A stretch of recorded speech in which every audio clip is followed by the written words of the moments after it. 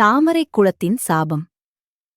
முன்னொரு காலத்தில் தென்னிந்தியாவின் பசுமையான நிலப்பரப்பில் செண்பக நாடு என்றொரு வளமான தேசம் இருந்தது. அந்த நாடு செல்வத்திலும் செழிப்பிலும் சிறந்து விளங்கியது. எங்கு பார்த்தாலும் கண்ணுக்கு எட்டிய தூரம் வரை பச்சை பசேலென விரிந்த நெல் வயல்கள், கரும்புத் தோட்டங்கள், வாழைத்தோப்புகள் என பூமித்தாய் அந்த நாட்டு மக்களுக்கு வாரி வழங்கிக் கொண்டிருந்தாள். அந்த நாட்டின் வழியாக காவிரி நதி சலசலவென ஓடி நிலங்களை வளப்படுத்திக் கொண்டிருந்தது. அந்த நாட்டை ஆட்சி செய்து வந்தவர் மன்னர் வீரசிம்மன். அவர் மிகுந்த வீரமும் அழகும் பொருந்தியவர். எதிரி நாட்டு மன்னர்கள் அவருடைய பெயரைக் கேட்டாலே நடுங்குவார்கள். போர் வித்தைகளில் சிறந்தவர் மட்டுமல்லாமல் கலைகளையும் ரசிப்பவர். அவரது அரண்மனை தேவேந்திரனின் அமராவதி பட்டினம் போல ஜொலிக்கும். அரண்மனையின் சுவர்கள் தங்கத் தகடுகளாலும் விதவிதமான ஓவியங்களாலும் அலங்கரிக்கப்பட்டிருந்தன. மன்னர் வீரசிம்மன் நல்லாட்சி புரிந்தாலும் அவருக்குள் ஒரு சிறிய குறை இருந்தது. அது அழகு மற்றும் ஆடம்பரம் மீதான தீராத ஆசை. உலகத்திலுள்ள அரிய பொருட்கள் அனைத்தும் தனது அரண்மனையில் இருக்க வேண்டும் என்று அவர் விரும்பினார். எனக்கு கிடைக்காதது எதுவும் இந்த உலகில் இருக்கக்கூடாது என்ற ஒருவிதமான அகங்காரம் அவரிடம் இருந்தது. ஒருநாள் மாலை வேளையில் மன்னர் வீரசிம்மன் தனது அந்தப்புரத் தோட்டத்தில் உலாவிக் கொண்டிருந்தார். அந்த தோட்டம் சாதாரணமானது அல்ல. பல தேசங்களிலிருந்து கொண்டு வரப்பட்ட அரிய வகை மலர்கள் அங்கே பூத்துக் குலுங்கின. ரோஜாக்கள், மல்லிகை, முல்லை, செண்பகம் என்று பல வகை மலர்களின் நறுமணம் காற்றில் கலந்து வீசியது. ஆனால் மன்னரின் முகத்தில் திருப்தி இல்லை. அவருடன் நடந்து வந்த தலைமை அமைச்சர், "மன்னரே, தங்கள் முகம் வாடிய தாமரை போல காணப்படுகிறதே, என்ன கவலை?" என்று கேட்டார். மன்னர் பெருமூச்சு விட்டபடி, "அமைச்சரே, இந்த தோட்டம் அழகாக இருக்கிறது. ஆனால் இதில் ஏதோ ஒன்று குறைவது போல தோன்றுகிறது. சொர்க்கத்தில் இருப்பது போன்ற ஒரு அதிசயம் இங்கே இல்லை. வழக்கமான மலர்களே இங்கும் உள்ளன. என் கண்களை அகல விரிக்கும் அளவுக்கு பேரழகு வாய்ந்த, இதுவரை யாரும் பார்த்திராத ஒரு மலர் வேண்டும். அது என் தோட்டத்தின் நடுவில் இருக்க வேண்டும்" என்றார். அப்போதாங்கே நின்றிருந்த வயதான தோட்டக்காரர் தயக்கத்துடன் முன்வந்தார். "மன்னரே, அடியேன் ஒன்று சொல்லலாமா?" என்று கேட்டார். "சொல் முதியவரே" என்றார் மன்னர். "நம் நாட்டின் வடக்கே அடர்ந்த வனப்பகுதியை ஒட்டி தாமரையூர் என்ற ஒரு சிறிய கிராமம் உள்ளது. அந்த கிராமத்தின் எல்லையில் ஒரு பழமையான குளம் இருக்கிறது. அதற்கு பொற்றாமரை குளம் என்று பெயர். அந்த குளத்தில் பூக்கும் தாமரைகள் சாதாரணமானவை அல்ல. அவை சூரிய ஒளியில் தங்கம் போல ஜொலிக்கும். இரவில் நிலவின் ஒளியில் வெள்ளி போல மிளிரும். அதன் இதழ்கள் ஒவ்வொன்றும் பட்டுத்துணி போல மிருதுவாக இருக்கும். ஆனால்..." என்று இழுத்தார் அந்த முதியவர். மன்னரின் கண்கள் விரிந்தன. "ஆனால் என்ன? தொடர்ந்து சொல்" என்று உத்தரவிட்டார். "மன்னரே, அது ஒரு புனிதமான குளம். அந்த குளத்தை வன தேவதைகள் பாதுகாப்பதாக அந்த ஊர் மக்கள் நம்புகிறார்கள்.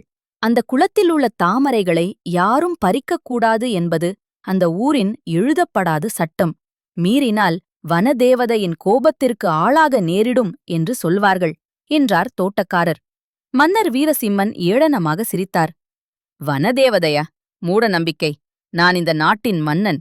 இந்த தேசத்தில் உள்ள ஒவ்வொரு மரமும் செடியும் கொடியும் எனக்கு சொந்தம். அந்த குளமும் எனக்கு சொந்தமே. அந்த தாமரைகள் என் அந்தப்புரத் தோட்டத்தை அலங்கரிக்க வேண்டும்.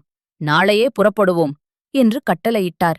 அமைச்சரும் மற்றவர்களும் எச்சரிக்க முயன்றனர். ஆனால் அழகின் மீதான மோகத்தால் மன்னர் எதையும் கேட்கும் நிலையில் இல்லை. மறுநாள் காலை மன்னர் வீரசிம்மன் தனது பரிவாரங்களுடன் வேட்டைக்குச் செல்வது போல தாமரையூரை நோக்கி புறப்பட்டார். தேர்கள் உருளும் சத்தம், குதிரைகளின் குளம்பொலி, வீரர்களின் ஆரவாரம் ஆகியவை அமைதியாக இருந்த காட்டுப் பாதையை அதிர வைத்தன. நீண்ட பயணத்திற்குப் பிறகு அவர்கள் தாமரையூரை அடைந்தனர். அது இயற்கையின் மடியில் உறங்கும் ஒரு சொர்க்கம் போல இருந்தது. ஊரை சுற்றிலும் மலலைகள் அரண் போல நின்றன. ஊரின் முகப்பில் பாரிய ஆலமரங்கள் கிளை பரப்பி நிழல் தந்து கொண்டிருந்தன. ஆங்காங்கே மாடுகள் மேய்ந்து கொண்டிருந்தன. மக்கள் தங்கள் அன்றாட வேலைகளில் மும்முரமாக இருந்தனர். ஊரின் வடக்கே அந்த தோட்டக்காரர் சொன்னது போலவே அந்த பொற்றாமரை குளம் இருந்தது. அதை பார்த்த மாத்திரத்தில் மன்னர் மெய்மறந்து போனார். அதுவரை அவர் அப்படிப்பட்ட ஒரு அழகை பார்த்ததே இல்லை. குளத்தின் நீர் பளிங்கு போல தெளிவாக இருந்தது. நீரின் அடியிலிருந்த கூழாங்கற்கள் கூட தெளிவாக தெரிந்தன. குளத்தின் நடுவே நூற்றுக்கணக்கான தாமரைகள் பூத்துக் குலுங்கின. அவை உண்மையிலேயே தங்கம் போலத ஜொலித்தன. அந்த இடமே ஒரு தெய்வீகமான நறுமணத்தால் நிறைந்திருந்தது. மன்னர் குதிரையிலிருந்து இறங்கினார். குளத்தை நோக்கி நடந்தார். அப்போது ஊரின் பெரியவர் ஒருவர் கையில் தடியுடன் மன்னரை வழிமறித்தார். அவர் பெயர் நல்லாண்டி. முகத்தில் முதிர்ச்சியும் கண்களில் தீர்க்கமும் கொண்டவர். வணக்கம் மன்னரே, தங்கள் வருகை எங்களை மகிழ்ச்சிப்படுத்துகிறது.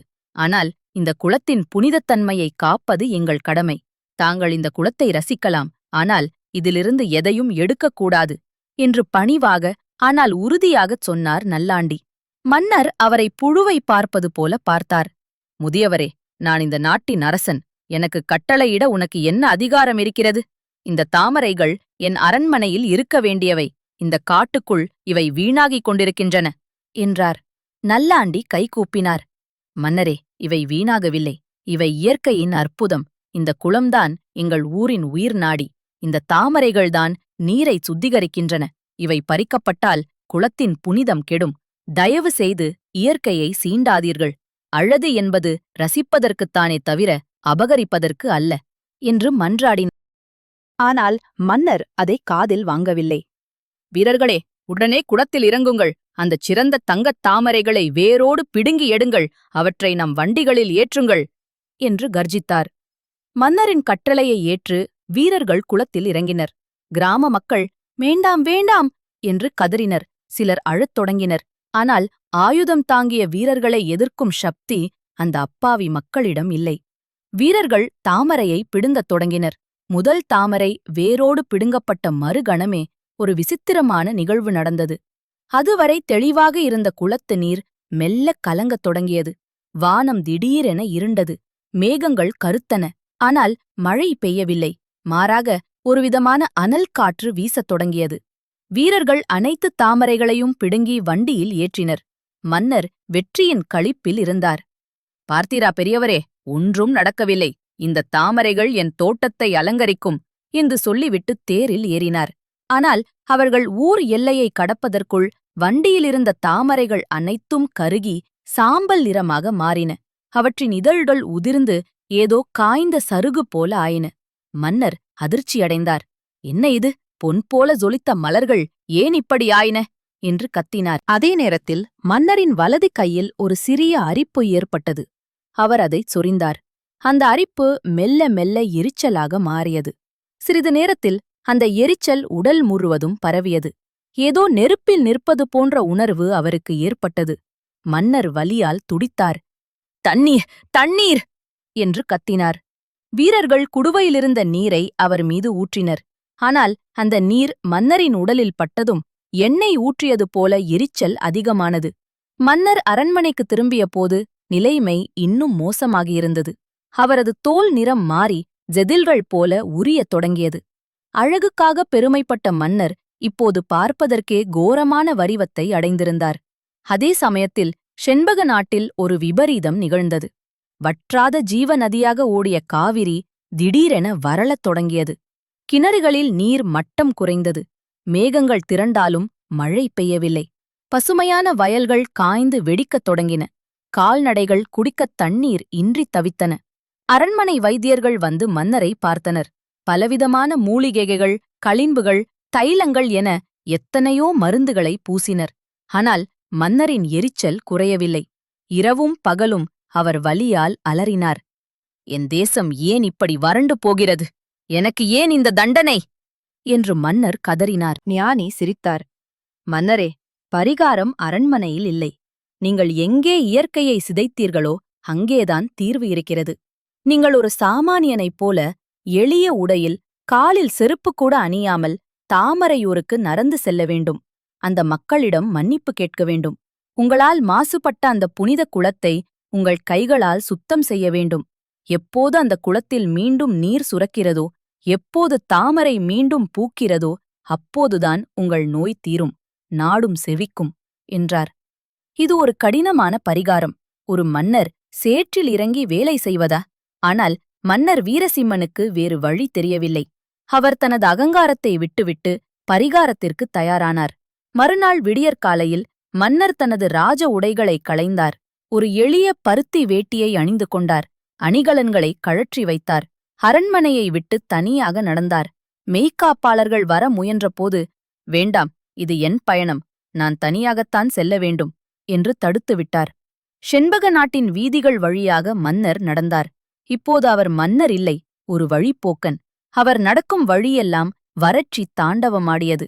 காய்ந்த மரங்களையும் வாடிய பயிர்களையும் கண்டு அவர் மனம் துடித்தது. என் பேராசையால் இந்த அழகான பூமி இப்படியாகிவிட்டதே என்று அவர் மனம் குமுறினார். வெயில் சுட்டெரித்தது. கல்லும் முள்ளும் அவர் கால்களை பதம் பார்த்தன. தாகம் அவரை வாட்டியது. வழியில் ஒரு சிறிய குடிசை இருந்தது. அங்கே ஒரு ஏழை மூதாட்டி அமர்ந்திருந்தாள். மன்னர் அவளிடம் சென்று, அம்மா, குடிக்க கொஞ்சம் தண்ணீர் கிடைக்குமா என்று கேட்டார். அந்த மூதாட்டி தனது மண் பானையிலிருந்த கொஞ்ச நஞ்ச நீரையும் ஒரு சிரட்டையில் ஊற்றித் தந்தாள். குடிமகனே, மழை பெய்து பல மாதங்கள் ஆகிவிட்டன. எங்கும் தண்ணீர் பஞ்சம்.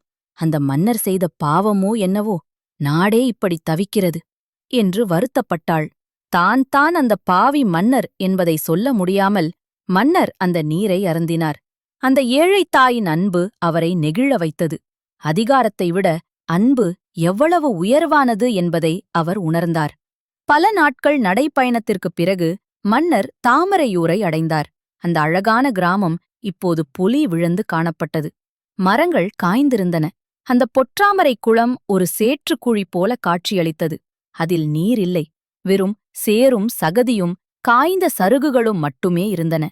மன்னர் நேராக ஊர் தலைவர் நல்லாண்டியின் வீட்டுக்குச் சென்றார். நல்லாண்டி அவரை அடையாளம் கண்டு கொண்டார். ஆனால் மன்னரின் கோலத்தை பார்த்து அவர் அதிர்ச்சி அடைந்தார்.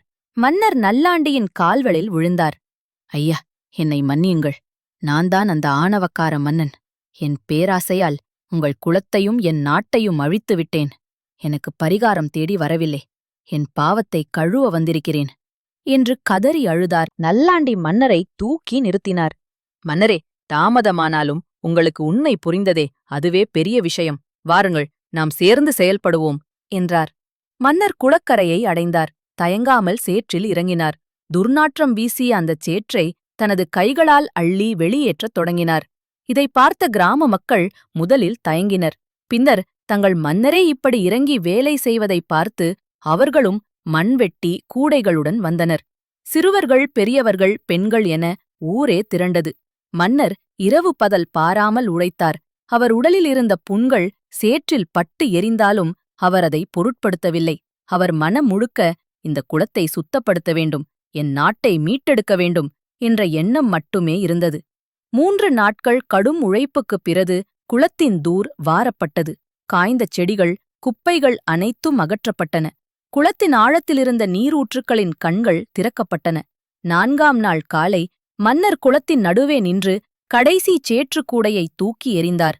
அப்போது வானத்தில் ஒரு மாற்றம் நிகழ்ந்தது. மேககங்கள் கருமையாக திரண்டன. குளிர்ந்த காற்று வீசத் தொடங்கியது. மன்னரின் கண்ணீர் துளிகள் அந்தச் சுத்தமான குளத்து மண்ணில் விழுந்தன. பூமித்தாயே, என்னை மன்னித்துவிடு என்று மன்னர் வேண்டினார். திடீரென குளத்தின் அடியிலிருந்து ஒரு சலசலப்பு கேட்டது. பூமிக்கு அடியிலிருந்து தெளிவான நீர் ஊற்றாகப் பொங்கியது. அதே நேரத்தில் வானம் பிளந்தது போல பெருமழை பெய்யத் தொடங்கியது. மழை நீர் குளத்தில் நிரம்பியது. மன்னர் மழையில் நனைந்தபடி நின்றார். ஆச்சரியம் என்னவென்றால், அந்த மழை நீர் அவர் உடலில் பட்டதும் தீயில் நீர் ஊற்றியது போல அவர் உடலிலிருந்த எரிச்சல் அடங்கியது. கருத்துப்போன அவர் தோல் பழையபடி பொன்னிறமாக மாறியது. வடுக்கள் மறைந்தன. ஊர் மக்கள் மகிழ்ச்சியில் ஆரவாரம் செய்தனர். மழை, மழை என்று குதித்தனர். குளத்தில் நீர் மட்டம் உயர்ந்தது. மன்னர் கரையேறினார். அடுத்த சில நாட்களில் அந்த அதிசயம் மீண்டும் நிகழ்ந்தது. குளத்தின் நடுவே ஒரு சிறிய தாமரை மொட்டு தலை காட்டியது. அது மெல்ல விரிந்தது. மீண்டும் அந்த பொன்னிறத் தாமரை அங்கே பூத்தது. ஆனால் இம்முறை மன்னர் அதை பறிக்க நினைக்கவில்லை. கைகூப்பி வணங்கினார். செண்பக நாடு முழுவதும் மழை பெய்து ஆறுகளில் வெள்ளம் பெருக்கெடுத்தது. கிணறுகள் நிரம்பின. பயிர்கள் மீண்டும் உயிர் பெற்றன.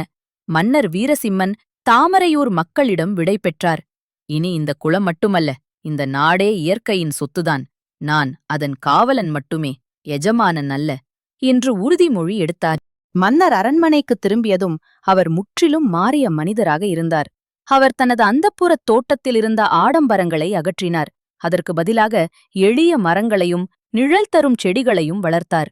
இயற்கை வளங்களை பாதுகாப்பதற்கு கடுமையான சட்டங்களை இயற்றினார். அவர் தனது வாழ்நாள் முழுவதும் மக்களுக்கும் இயற்கைக்கும் சேவை செய்வதிலேயே கழித்தார். அவரது ஆட்சியில் செண்பக நாடு முன்பை விட பல மடங்கு செழிப்படைந்தது. இன்றும் அந்த கதை அந்தப் பகுதி மக்களால் சொல்லப்பட்டு வருகிறது. தாமரையூரில் உள்ள அந்த பொற்றாமரை குளத்தை இப்போதும் மக்கள் வணங்குகிறார்கள். ஆனால் பேராசை கொண்டு யாரும் அந்த தாமரையை பறிப்பதில்லை. நீதி. இந்த கதை நமக்கு உணர்த்தும் பாடம் இதுதான். இயற்கை என்பது நாம் அனுபவிப்பதற்கான சொத்து அல்ல, அது நாம் பாதுகாத்து அடுத்த தலைமுறைக்கு கொடுக்க வேண்டிய பொக்கிஷம். அதிகாரமும் செல்வமும் தரும் மகிழ்ச்சியை விட அடக்கமும் அன்பும் தரும் மகிழ்ச்சியே நிலையானது. அதிகாரம் கையில் இருக்கும்போது ஆணவம் இருக்கக்கூடாது.